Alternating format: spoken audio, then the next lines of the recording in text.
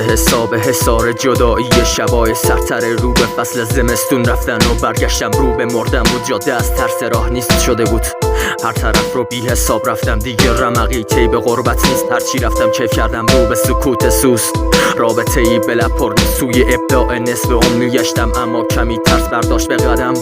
حالم از شروع شدش سیر تا زور من به جبران رسید، بر نمی گشتم تا افراط ذهن گویی هر چقدر حرص بود به خورد نمی رفت غم. این قصد به اعضاء فصل سر لازمه با خورده های حس شده قلبم رو ساختم هر چقدر عشق بود ناحساب باخته بود سوی دیگه میریختم اشکای شبونه فصل خوابی که هنوز برتر فکر به لحظه ها کاملا دور بود. بحران باطلش هنوز به غمه، پویش ناصاف ذهن خورشید وادار به پیمودن نصف وطن. رو به شبی رفتم که اعتناش به زبون به ارث نامه های خفتنه.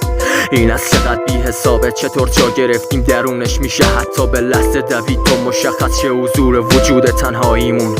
گاه در شلوغی بودیم اما همیشه لحظه هامون تو تنهایی میموند.